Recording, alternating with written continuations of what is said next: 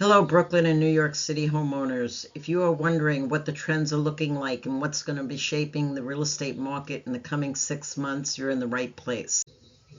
Let's talk about what trends will shape the real estate market over the next 6 months. As we look ahead, there are several key trends that are expected to influence the real estate market. Rising material costs due to tariffs are really impacting our real estate market. They are driving up the cost of new construction. They're driving up the cost of doing renovations.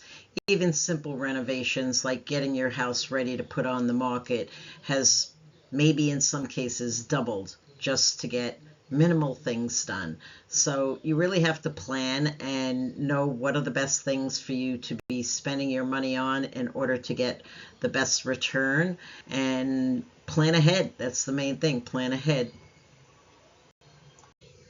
High interest rates over the last few years have really changed the market. I hear some people talk about what the rates were in the 80s and laugh about what the rates are now and that people are complaining. You really can't compare these two things. It's like comparing apples and oranges. In the 80s, houses were less than $100,000. Now, the minimal house price in Brooklyn might be $700,000, possibly for a handyman special.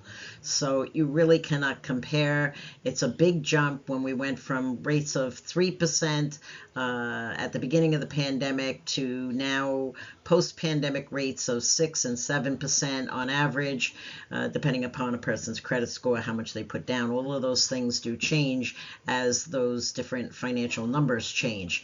But realize that that's double the amount. It's not just like going from 3% to 6% or 7%. That's 100% increase in many cases. And therefore, the payments have nearly doubled. And people, in many cases, can't afford to buy the houses. So we really have to look at things like what are the incomes of people in our neighborhood and can they still afford those kind of housing prices? Interest rates are starting to drive prices down, even though inventory is very low and therefore there's scarcity, so they're not falling maybe as quickly as they might if we had more inventory. But the reality is, because the stagnant interest rates at a higher rate are not giving people the sense of, well, I should move, because why am I going to give up my 3% rate and only get a 7% rate for half the value of a house? Maybe I'm going to move somewhere else. It just doesn't make sense. So our economy, basically, when it comes to the real estate market, is frozen in many cases. So people are not moving unless they maybe changed jobs, got transfer, someone passed away, maybe they got divorced, things of that nature. Otherwise, why would you give up your lower rate to pay a higher rate?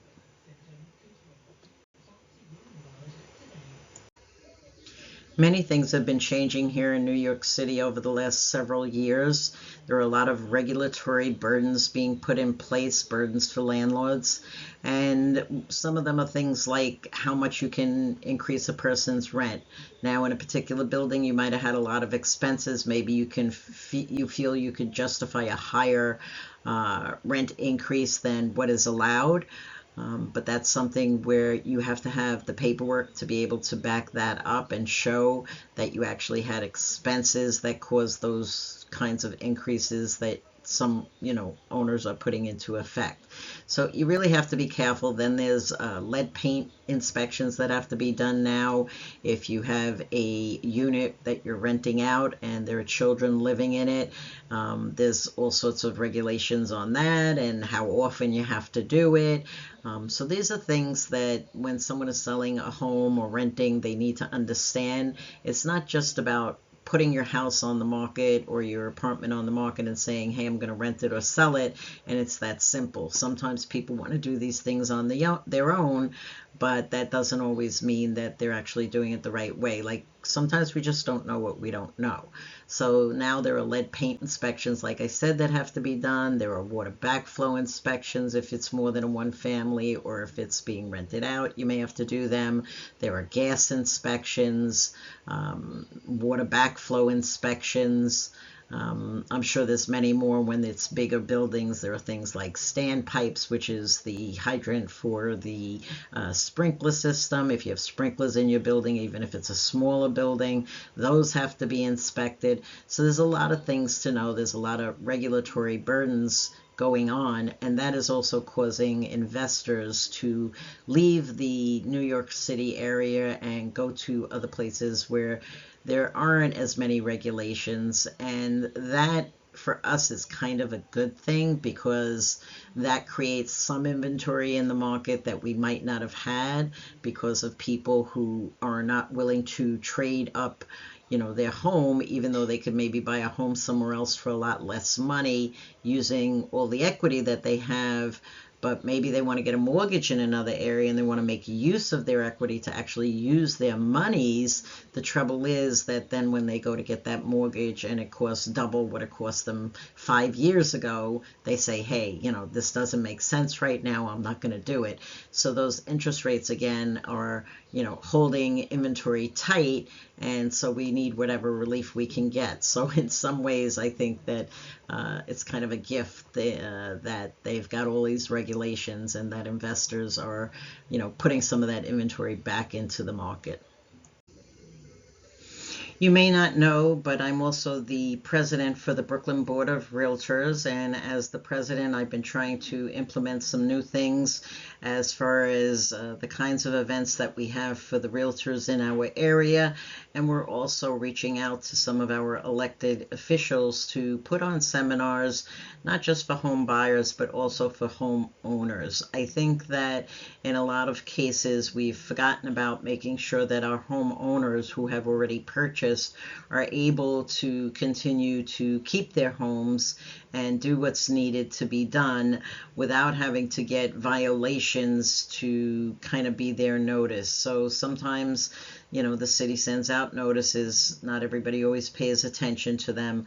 And so these forums are going to be so that people understand all of the different regulation changes. We are going to be bringing in a lot of the different departments for New York City, whether it's HPD, Housing Preservation Department, maybe DOB, Department of Buildings. There'll be several agencies there to be able to answer questions and give help. I mean, just our garbage alone could be a whole event in and of itself, but we'll talk about garbage as well. And so the first of the series of these events is going to be held in the month of September. The event will be held on Saturday, September 13th, most likely at 10 a.m. in the morning.